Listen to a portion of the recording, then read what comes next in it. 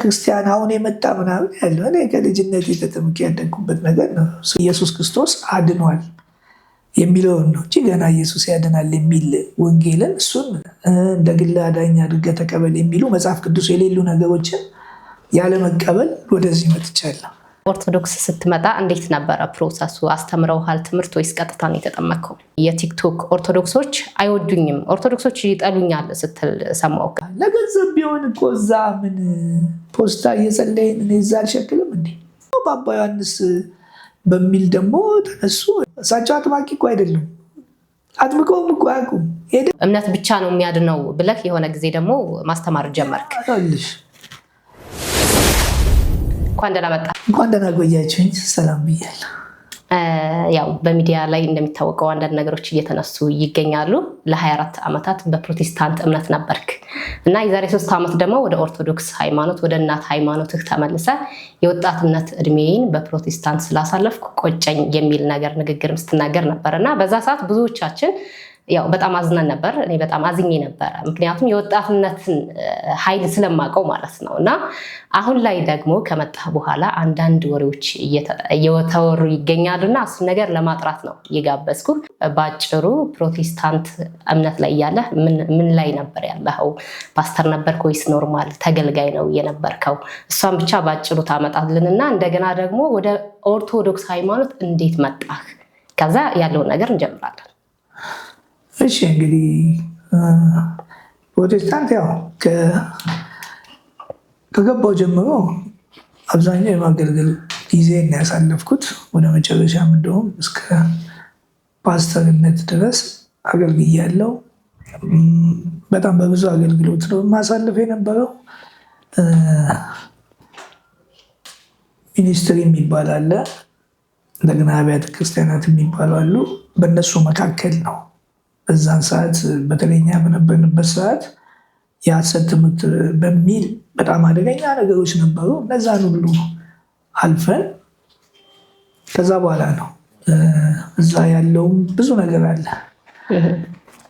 እና እኔ ደግሞ ሁልጊዜ እውነትን የመፈለግ ባህሪ አለብኝ። ከልጅነት ጀምሮ በጣም መንፈሳዊ ነገር ፍለጋ ነው። እንደውም ፋዘሬ ካህን ነው፣ ግን ዲያቆኑን ቄሱን ምናምን ሲለኝ አልፈልግም። በስንት ዓመት ነበር ወደዛ ሄድከው?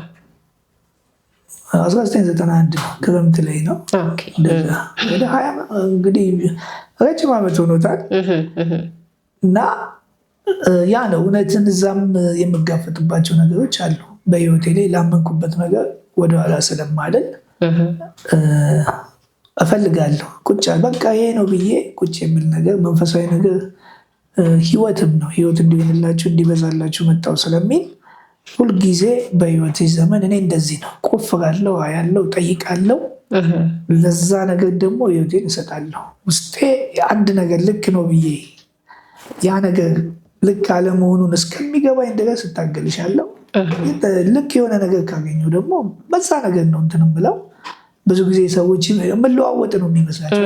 እኔ ከእግዚአብሔር ጋር እውነት ነው ፈልገው የበለጠ እንደውም ነው የምሆነው የበለጠ። ስለዚህ እዛ ያሉት ነገሮችን ትቼ እዛው ኮርስ ሲሰጥ ስለ ኦርቶዶክስ ደግሞ አንዳንድ እውነቶች እዛ በጣም እንትስል እንደዚህም አለ ብዬ ወደዚህ መጣሁኝ። እዚህም ከመጣሁ በኋላ አሁን 3 ዓመቴ ነው። ይሄን ይመስላል እንግዲህ እውነትን ፍለጋ ነው። አሁንም ከብዙዎች ጋር በቃ የሆነ ነገር ለምን አታልፍም? መንፈሳዊ ነገር የሚታረፍ አይደለም። ዕለት ዕለት ከእምነት ወደ እምነት፣ ከኃይል ወደ ኃይል፣ ከክብር ወደ ክብር የምትሻገሪበት ነገር ነው። አሁን ብዙ ጊዜ ሰዎች ይቆማሉ፣ የሆነ በቃ ይሄ ነው ብለው ይቆማሉ። መጽሐፍ ቅዱስ ግን ብዙ ነገሮች ያሉ ስለሆነ አሁንም እየፈለግኩ ነው ማለት አግኝቻለሁ። ግን የበለጠ ደግሞ ከዚህ በላይም እውነትን እያገኘሁ እንዴት በጣም ፍላጎቴ ነው። አሪፍ። እዛ እያለህ እውነትን ፈለግ፣ እውነት ደግሞ ኦርቶዶክስ ነች ብለህ መጣህ። የወንጌል ልዩነት አለ። የወንጌል ልዩነቱ ምንድነው? ኦርቶዶክስ ጋር ወንጌልን ነው እና አመጣጧን እኔ እንደውም ኦርቶዶክስ በሚለው ሲወድ ሲዋረድ መጣ ምናምን ነው። እንደዛ አይደለም ትርጉሙ መጽሐፍ ቅዱስ ላይ። ኦርቶዶክስ ተዋህዶ የሚለውን ትርጉም እንኳን በመጽሐፍ ቅዱስ ራሱ ኢየሱስ ክርስቶስ እንደሆነ ያን ስለምለ ኦርቶ ማለት እውነተኛ ወይ ቀጥተኛ ነው። ተዋህዶ ደግሞ የተዋህደ ቃል ስጋ ከሆነ እውነትን መንገድም ያለው እኔ ነኝ ብሏል። ሌላ ደግሞ ተዋህደ ካለ ክርስቶስ ነው ቃል ሥጋ ነው። ስለዚህ ኦርቶዶክስ ተዋህዶ የሚለውን እኔ በዚህ ነው በመጽሐፍ ቅዱሱ ቃሉ ነው የምፈተው። ስለዚህ ያ ደግሞ የተፈጸመ ነው። የምስራች ወንጌል ያለቀ የተፈጸመ ነው። ፋሲካ አለ፣ መስቀል አለ፣ የተፈጸመ ነው። ለምሳሌ እኔ ኢየሱስ ክርስቶስ አድኗል የሚለውን ነው እንጂ ገና ኢየሱስ ያድናል የሚል ወንጌልን እሱን እንደ ግል አዳኝ አድርገህ ተቀበል የሚሉ መጽሐፍ ቅዱስ የሌሉ ነገሮችን ያለመቀበል ወደዚህ መጥቻለሁ። በእንደዚህ አይነት መልኩ ነው፣ በወንጌል ነው ማለት በመጽሐፍ ቅዱስ ቃል ራሴ እንትን ብዬ ነው የምመጣው። ስገናኝ ጥሩ ነገሮችን ስማር ቆይቻለሁ። እሺ፣ በጣም አሪፍ። ወደ ኦርቶዶክስ ስትመጣ እንዴት ነበረ ፕሮሰሱ? አስተምረውሃል ትምህርት ወይስ ቀጥታ ነው የተጠመቅከው? በጣም የሚገርመው ከሁሉም ለየት የሚለው አሁን አንዳንዴ ሳይ እኔ ማህበረ ቅዱሳንም ስለተገናኘው ከእነሱ ጋርም ተምሬያለሁ። 4 አስተማሪ፣ 1 ንስሐ አባት፣ ንስሐ አባቴም 5ቱን አዕማደ ምስጢርና 7ቱን በአንድ ጊዜ ነው እንትን ያልኩት ከልጅነቴም ጀምሮ ስለማውቀው እነዛን ትምህርት ጨረስኩ። ብዙ ወራቶች እኮ ተገምቻለሁ። ተገፍቼ ከመጠመቅ በፊት ተገፍቼ ነው ወደ ሚዲያ አልጨርሼ ገዳም ምናምን አስፈላጊውን ነገር እንትን ብያለሁ። ከዛም በኋላ ግን በግፊት ነው እንትን በሚል ነው ወደ ሚዲያ ለመጀመሪያ ጊዜ መድሎት ላይ የቀረብኩት። ክረምት ላይ ሱባኤ 16 እያለው አጋጣሚ ማነው ስሙ ማነው መድሎት ላይ እንትና እግረኛው ንስሐ አባት ስለሚገናኙ በዚህ አይነት ልጅ አለ ብለው የቀረብኩት እንጂ ያኔ ሚዲያ ላይ ምናምን እንትን አልልም። መጣው ወደዛ ስቀርብ ከዛ ደግሞ ኦርቶዶክስ ተዋህዶ ሳተላይት ቴሌቪዥን ላይ መቅረብ ጀመሩ። ከዛ እንትን እያልኩኝ ራሴን ቲክቶክ ላይ እንትን አልኩ። ከሁሉም ቀደም ብዬ ነው የመጣሁት። 3 ዓመት ምናምን ሆኖኛል። እኔ ራሱ እንደመጣህ ነው ያየሁት እንትኑን። ከዛ በኋላ ደግሞ ሶፎንያስ ላይም ቀረብኩ። የነበረኝ እንትን ጥሩ ነው። እኔ አሁንም ሰዎች የሆነ ቦታ ላይ እንድትቆኝ በቃ እኛ ብቻ ነን አዋቂ፣ እኛ ብቻ ነን እንትን እኮ እዚህኛውም 24 ዓመት ኖር ያለው በዕድሜ እዚህኛውን አሁን 1 ዓመት ጨመረ እንጂ 24 ነበር። አሁን 25ኛ ዓመቴን ነው ኦርቶዶክስ ጋር። ስለዚህ ንዑሰ ክርስቲያን አሁን የመጣ ምናምን ያለው እኔ ከልጅነት ተጠምቄ ያደግኩበት ነገር ነው። ስለ ኦርቶዶክስ ተዋህዶ ቤተክርስቲያን እውቀት የለ የሆነ ነገር የለም ቢባል እንግዲህ አንዳንዴ ይሄ ነው። ያ መግቢያ ላይ እንዳልኩት እኔ የመጀመሪያ እንደመጣክ ያደረግከውን ፖድካስት ነው አይቼ የነበረው እና አንተና ቢኒያም እያየሁ ነበረ። አንተ በፊት ነው የመጣኸው። ከዛ እሱንም ያንተንም የመጣችሁበት መንገድ እያየሁ ነበርና 24 ዓመት የወጣትነት እድሜን የተሳሳተ ቦታ ነበርኩ የሚል በጣም አሪፍ ወርድ ነበር የተናገርከውና እሱ ቃል እጅግ በጣም ብዙ ሰው እንትን ብሏል ብዬ አስባለሁ። እኔም በዛ ሰዓት ወጣትነት ምን ማለት እንደሆነ ስለማቅ ወጣትነቴን ባልሆነ ቦታ አሳለፍኩት የሚል ድምጽ ነበረ ያሰማሁና ከዛ በኋላ ጀመረ ይከታተል ነበር ያለውን ነገር ግን የሆነ ሰዓት ላይ ሶፎንያስ ላይ መጣህና የቲክቶክ ኦርቶዶክሶች አይወዱኝም፣ ኦርቶዶክሶች ይጠሉኛል ስትል ሰማሁና እሱ ደግሞ በጣም አሳዘነኝ። ሰው ዝም ብሎም አይጣላም እና እንደዛ ያልክበት ምክንያት ምንድን ነው? ምን መሰለሽ አሁን ሚዲያ ላይ ወደ ቲክቶክ ላይም ስመጣ ትንሽ እንትን ያለኝ ቢኒያም ነው፣ አግዞኛል። ግን የማየው ነገር አልተመቸኝም። ማለት ገለል ነው ያልኩት። እዚህ በተለይ አሁን እንደውም ተዋቅረው ተሰብስበው እንጂ በነጠላ ነበረ። አሁን ሐዋርያ መልሶች እነዩ ምናምን ማለት የሚያደርጉት ነገር ሁሉ አይመቸኝም፣ አልተመቸኝም። ማለት እኔ ማነብሰው ነኝ፣ መጽሐፍ ቅዱስ ማነብሰው ነኝ። ቢኒያምም ቢሆን ትልቅ ጥፋት ያጠፋው ምንድነው? አባቶችን ይሳደባል፣ እስከ ጳጳሳት ይሳደባል። ለምን ትሳደባለህ ነው። በተለይ አባ ዮሐንስን ስራቸውን አይቻለሁ። እንዴ በጣም አሜዚንግ በእውነት እኔ ስፍራ ሁሉ ሄጃለሁ። እኔ ሳላቃቸው ነው። ለምን ትሳደባለህ ነው። አባቶች አትሳደቡ ነው።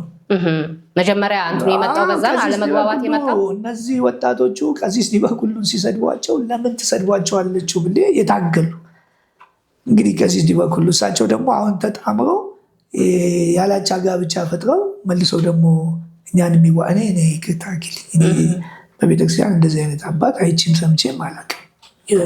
አለመስማማት የመጣው አባቶችን ስለሚሳደቡ ብለህ ነው? አትሳደቡ ነው። እነዛው ወጣቶችንም ቀሲስ በፊት ለቀሲስ ይበኩሉ ነበር። አሁን ደግሞ ጠቅላላ አባቶች በኋላ ደግሞ እኚህን አባት ቀላቅለው እንትን ሲሉ ስለሳቸው ስጠይቅ ምን አይነት ምንድን ነው ቤተክርስቲያን የሚገርምሽ እኔ እንደዚህ አይነት በቃላቸው መጽሐፍ ቅዱስን የሚያስተምሩ ባህታዊና አይቼ አላውቅም። አባ ዮሐንስ በጌታ በኢየሱስ ቦታው ላይ ሄደሃል? ቦታውማ በኋላ ቦታውን ሄጄ ሳይ ምንድን ነው ኦርቶዶክስ ምንድን ነው የምትፈልገው? ምንድን ነው የምትፈልገው? አሁን ገዳም እዛ ስትሄጂ ውንቅሸት በጣም ማለት ከአይምሮ በላይ አጥማቂ ላሉ አጥምቆ አያውቁም። አትጠም እዛ ራስሽ ነች። የሚገርምሽ ለተለየ ሃይማኖት ራሱ አለ።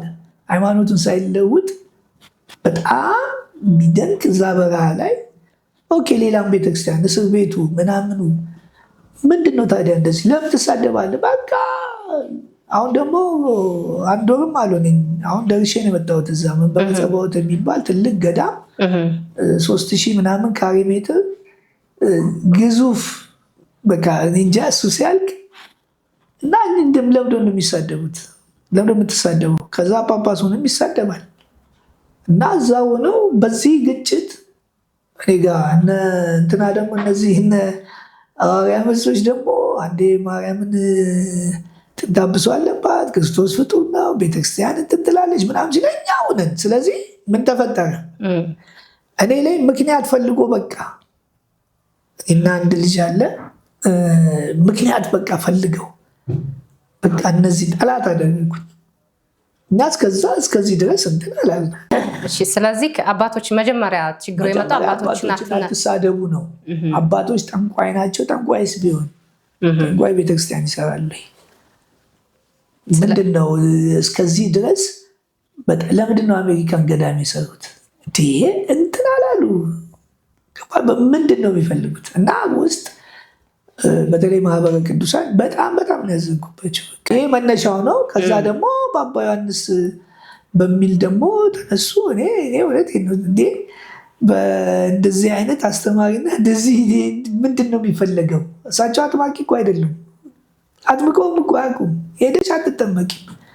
በዚህ የተነሳ የቁርሾ በቃ በየጊዜው እኔ ደግሞ ለያዝኩት ወደኋላ በምንም እንዲያንገት ትታረድ። የሆነ ጊዜ አባ ዮሐንስ አውቃለሁ እንትናቸውን ገዳማቸውን ሂጄ ነበር። የዛሬ 2 ዓመት ምናምን እዛ ነበርኩኝ። እጅግ በጣም የሚደንቅ ቦታ ነው። ተአምር የሚያስብል ቦታ ነው። ግን ያለፈ ነው። ልክ ነው። ግን አንዳንድ ጊዜ ደግሞ የሰው ጥያቄ ሊኖር ይችላል። ጥያቄያቸውን መጠየቅ ይችላሉ። ይሄ ነገር አልተመቸኝም ካለ አንድ ሰው ያን ነገር መጠየቅ መብቱ ነው። ማንን ነው የሚጠይቀው? በቃ ይሄ ስርዓቱ እዛ ላይ ያለው ስርዓት ካልተመቸው አይደል? ቤተ ክህነት አልኮ ቤተ ክህነቱም ለምሳሌ ማህበረ ቅዱሳን እኮ ማህበር ነው እንጂ እንትን አይደለም፣ ወሳኝ አይደለም። ማህበረ ቅዱሳን እኮ ቤተክርስቲያኑን አይደለም የሚመሩት፣ ጳጳሳቶች ናቸው አይደል? ማህበር እኮ ነው። ግን እንደ ኃላፊ መሩሽና እንዲህ ነው ምናምን በቃ ቤተክርስቲያን አትይም እንደ ሲፈልጉ ያውግዙ። እውነት ነው። ግን አንዳንድ ጊዜ ምን አለ መሰለክ፣ አሁን በግሌ ወንቅሸትን በጣም የምወደው ቦታ ነው። መንፈስ የሚያድስ ቦታ ነው። እንደው ሰው ለጥምቀት ለመጠመቅ እንኳን ባይሄድ ሪፍሬሽ ለማድረግ እንኳን እላለሁኝ። ስፔሻሊ ይሄ ከገብርኤል ዮሐንስ የምትሄደው መንገድ በጣም የምወደው ቦታ ነው እና ዮሐንስን በጣም እጅግ ደስ የሚል ቦታ ነው። በዚሁ አጋጣሚ ሰዎች ሂደው ቢያዩት እመክራለሁኝ። ግን እዛ ላይ ያለ ነገር ደግሞ አንድ ሰው ካልተመቸው ፐርሰናሊ ይሄ ነገር አልተመቸኝ ብሎ የመጠየቅ መብቱ እንደተጠበቀ ነው። መጠየቅ ይችላል። ምንድነው የምጠይቀው? ሰው ብድግ ብለሽ ጠንቋይ ትያለሽ እንዴ? ቢሆንስ ሰውየውን ታመጫለሽ እንጂ ወስነሽ እንዲህ ጠንቋይ ነው እንዲህ ነው እንደዚህ ነው ከቤተክርስቲያን አላወገዙ። ቤተክርስቲያን ባላወገዘችበት አሁን እኮ ቀጣይ የኔን ትሰማያለሽ አለ ዋይ ማን ናቸው እነሱ? ይኸው ቃለ ጉባኤው እኮ አለ ማለት ብድግ ብለሽ በህዝብ ብዛት የሚሆን ነገር አይደለም። ቤተክርስቲያን ሐዋርያት ሥራ ሄደሽ ሐዋርያት ሥራ 28 የምታነብ በገዛ ደግሞ የዋጃት የእግዚአብሔርን ቤተክርስቲያን መንፈስ ቅዱስ ጳጳሳትን ለሾመበት ለመንጋውና ለራሳቸው ተጠንቀቁ። ስለዚህ ቤተክርስቲያንን የሚመሩት ማን ናቸው? ጳጳሳት ናቸው። ስለዚህ አንቺ ብድግ ብለሽ ለምሳሌ ቢኒያም እንግዲህ ከኋላ ምን የመጣው ዋይ ይናል አሁን ድረስ ትናንትና ማያል ያለቅሱ ያላል ገባሽ? እኛ ስንናገር እኔ ለዛ ነው ወይ አንተ ሊቀ ጳጳስ ማን አደረገ? ለምን የምትሳደበው? አይሳደቡ ነው ዋይ ማን ሰጠሽ አንቺ ብድግ ብለሽ እንኳን አንተን የሚሰማሽን ስሜት ካለ ሄደሽ ለቤተክርስቲያን መናገርና አሁን ምንም ስርዓት የለም እኮ ብድግ ይልና አንቺ እኔ ብድግ ብሎ አንድ ሰው እንዲህ ለማለት አይችልም። እኔና እግዚአብሔር ነው የምንታጠው። የምን ሃይማኖት ተከታይ ልሁን ምን ልመን የምታውቂው ነገር የለም። እኔና እግዚአብሔር እንተዋወቃለን። በትምህርት በቃላት ከሆነ መወያየት ነው። የሀሳብ የበላይነት ከማምጣት ይልቅ ባለው ነው። አሁን እኔ ይቅርታ አድርጊልኝና እኔ ቲክቶክ ሁሉ እኮ እንትን ብሎኛል፣ ግን ለእውነት ማለት ለጀመርኳት ነገር እንትን ልበል ብዬ እንጂ በተለይ እኔ ቢኒያም ይገርመኝ ከሊቀ ጳጳስ በላይ አንድ ቪዲዮ የሰራሁት አለ። ጳጳሱን ሲሳደብ ደፈቅ አትበልኝ ብለዋል። ስለዚህ ሁሉም ቲክቶክ ላይ በቃ ሊቀ ጳጳስ ነን ብለዋል። አባ ዮሐንስ ጋር ተገናኝታችኋል? ተገናኝታችሁ ታውቃላችሁ?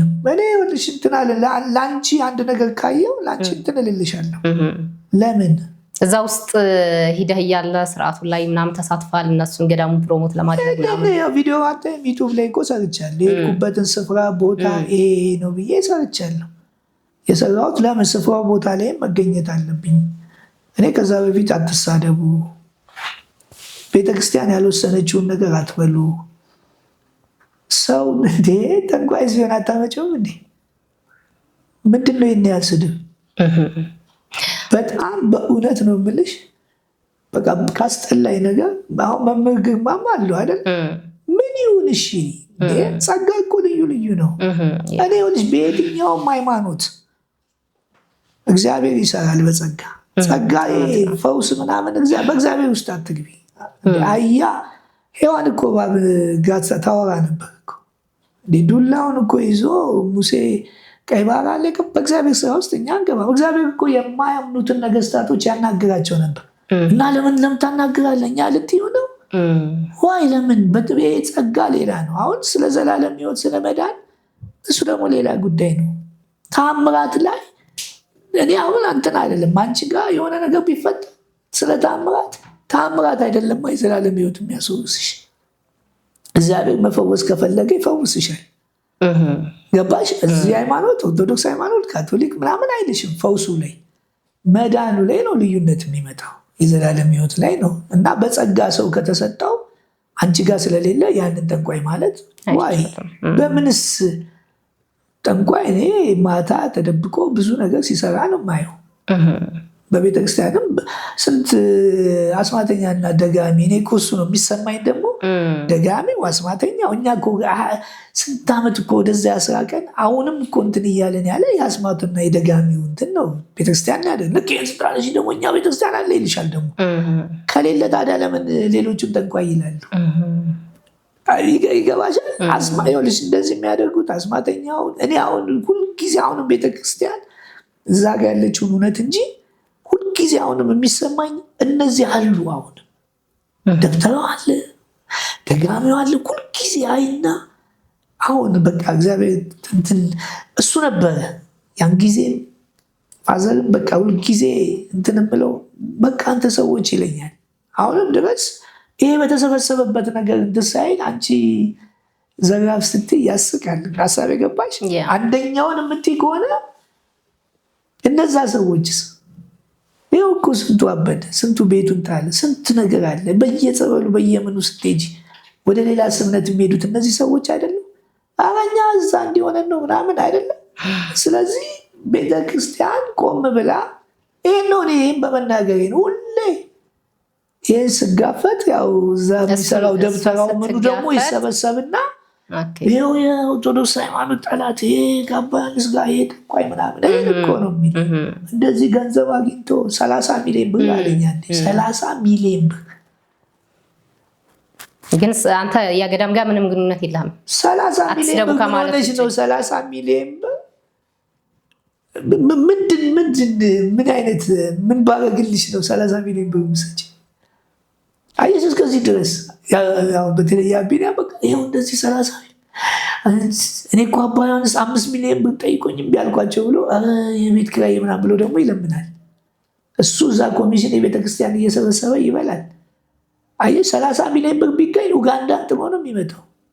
አሁን 30 ሚሊዮን ብር እንዴት እስቲ ግን አንተ ምንም አይነት እንትን የለህም ገዳሙ ጋር ለቤት እስከዛሬ አሁን የሚገርማቸው እንዴት ነው የሚኖረው ነው።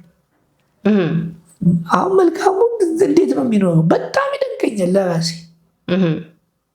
ሁሌ ከጀርባው የሆነ ነገር አለ። እንዲህ የሚያደርጉት ገንዘብ የሚሰጡት ምናምን እንዲህ ብታዩ እኮ ምናምን በደንብ በተለይ ወንቅሸት ላይ በደንብ እንትን ስለሰራ ፕሮሞሽን ምናምን የሆነ እንትን አለ ተብሎ ይታሰባል። የሆነ ቦንድ ነገር አላቸው። ይሄ ነው በቃ ለገንዘብ ቢሆን እኮ እዛ ምን ፖስታ እየጸለይን እኔ እዛ አልሸክልም እንዴ።